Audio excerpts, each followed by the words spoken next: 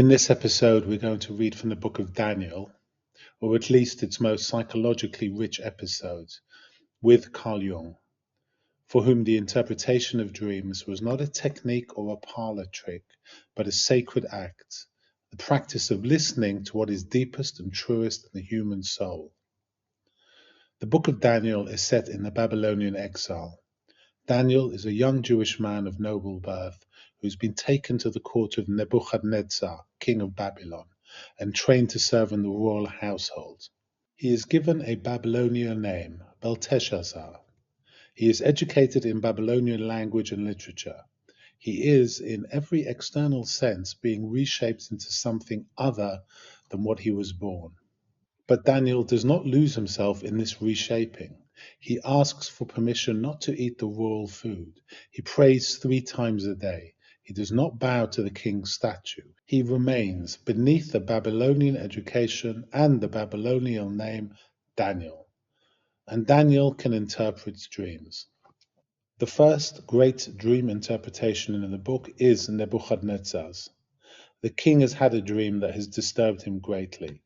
He demands that his wise men, the magicians, enchanters, sorcerers, and astrologers, tell him both the dream and its interpretation. They say, "Tell us the dream and we will interpret it." The king says, "No, you tell me both the dream and its interpretation, and if you cannot, you will be torn limb from limb." This is, as requests go, entirely unreasonable, and the wise men say so. There is no one on earth who can do what you ask. What the king asks is difficult, and no one can show it to the king except the gods. Daniel is brought before the king, and he says, "No wise man, enchanter, magician, or diviner can explain the mystery the king is asking about, but there is a God in heaven who reveals mysteries." He asks for time. He goes home. He prays with his friends throughout the night. And the mystery is revealed to Daniel in a vision of the night. The dream itself is one of the most famous in the Bible. Nebuchadnezzar dreamed of a great statue.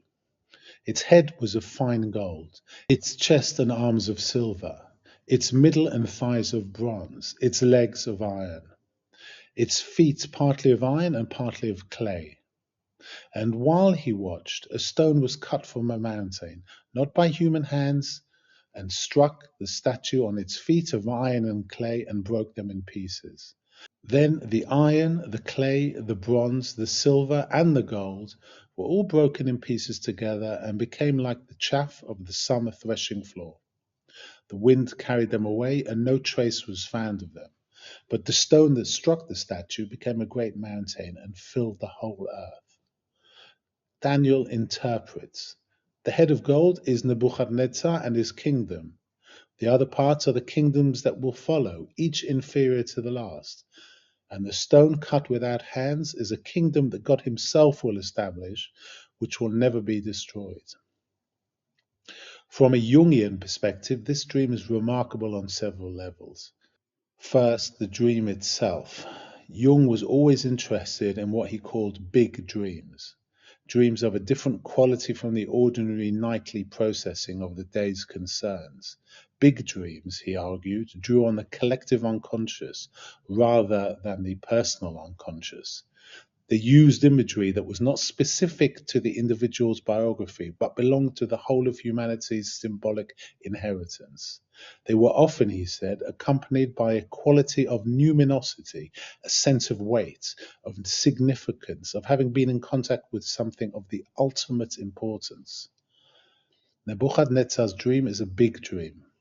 The vast statue, the dazzling materials from gold to clay, the stone without hands, the wind that carries away the fragments.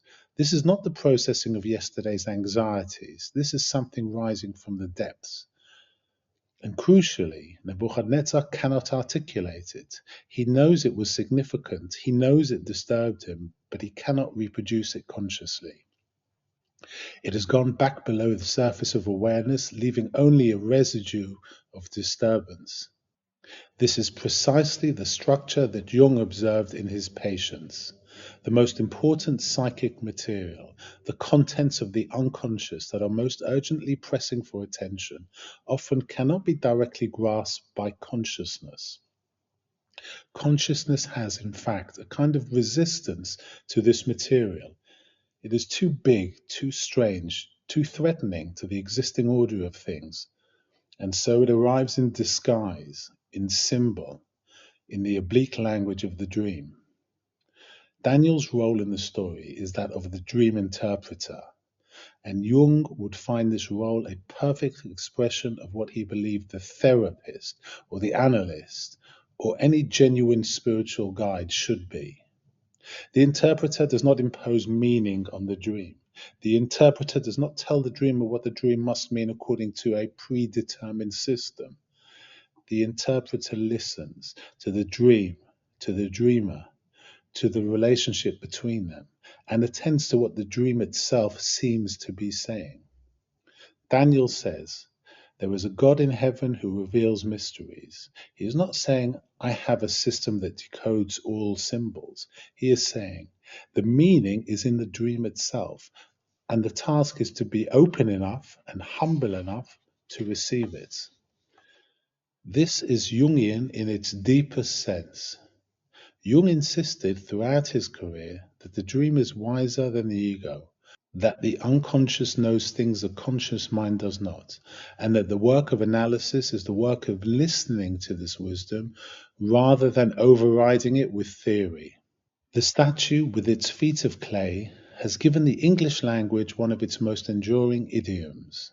A person with feet of clay is a great person with a hidden weakness, someone whose apparent solidity conceals a fundamental fragility. The phrase has passed so completely into common usage that most people who use it have no idea it comes from Daniel. But in the dream, the feet of clay are not a moral failing, they are a structural reality. The kingdom, any kingdom, however golden its heights, rests on something that mixes iron and clay, strength and brittleness, hard and soft. The most magnificent empires are built on human material, and human material is mixed. It does not hold forever.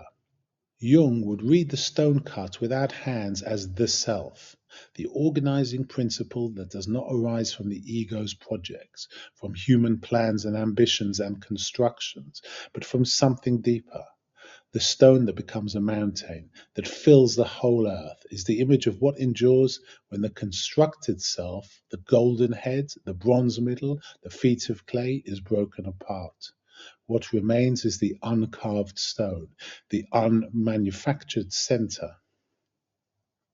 Daniel himself, throughout the book, is a study in the Jungian concept of the individuated person. He is someone who remains himself in a system designed to remake him, who does not lose his inner life to the demands of the outer world, who prays 3 times a day, even when a law is passed forbidding it, who enters the lion's den rather than compromise what is most essentially himself. And he does this not through rigidity or aggression or defiance for its own sake. He is thoughtful, he is respectful of authority, he asks for permission when he can, he serves the king faithfully, he interprets the king's dreams honestly, even when the interpretation is not what the king wanted to hear. This is the individuated self as Jung understood it, not the self that withdraws from the world and its demands, but the self that can be in the world without being determined by it, the self that has its center inside rather than outside, that knows who it is independently of what the Babylonian court says it should be. What is the stone cut without hands that will be there when the golden head and the silver and the bronze and the iron and the clay have all been broken and carried away by the wind? Daniel stood before the greatest king in the world and said, there is a God in heaven who reveals mysteries, the mysteries of who we are, the mystery of what we are made for, the mystery that rises up when we are still enough, or troubled enough, or stripped enough to let it.